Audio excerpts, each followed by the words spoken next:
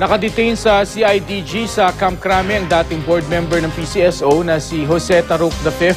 Kapwa akusado siya ni dating Pangulong Gloria Macapagal Arroyo sa kasong plunder.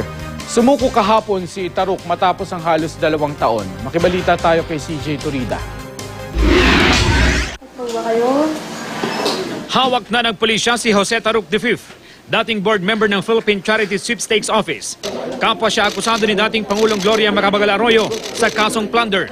Isa si Taruc sa mga dawit sa umano'y maanumalyang paggamit ng mahigit 360 milyong pisong pondo ng PCSO.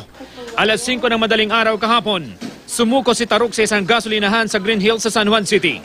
Kasama niya ang kanyang mga abogado nang sunduin siya ng CIDG. Iniharap siya sa Sandigan Bayan bago dalhin sa Camp Crame. Ayon kay CIDG Chief General Benjamin Magalong, mataas ang blood pressure ni Taruc kahapon, pero ayos naman daw ang kondisyon nito. Isinailalim siya sa medical check-up matapos maibuk at makunan ng mugshots at fingerprints. Last week, bale, ang nangyari niyan is tumawag sa akin yung kanyang kamag-anak at nagbanggit niya sa akin na balak mag-surrender si Popoy Taruc. Tumangging magbigay ng pahayag sa media si Taruc, pero matatandaang noong 2012, itinanggi niyang kasama siya sa mga nagbulsa sa pondo ng PCSO. Kasunod nito, hiniling niya sa Korte Suprema na ibasura ang plunder case laban sa kanya. Taong 2011 nang maihain ang kaso laban kina Taruc at Arroyo at 8 iba pa.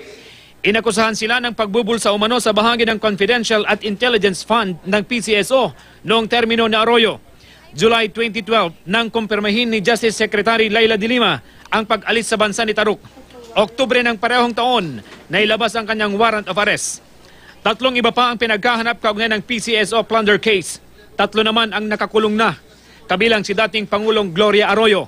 3 ang pinayagang magpiyansa at 1 ang nakakuha ng temporary restraining order mula sa Korte Suprema laban sa warrant of arrest. Sinusubukan pa ng GMA News na kunan ng pahayag ang PCSO, pati na ang mga kapwa-akusado ni Taruc. CJ Torida, Nagbabalita, Pilipinas.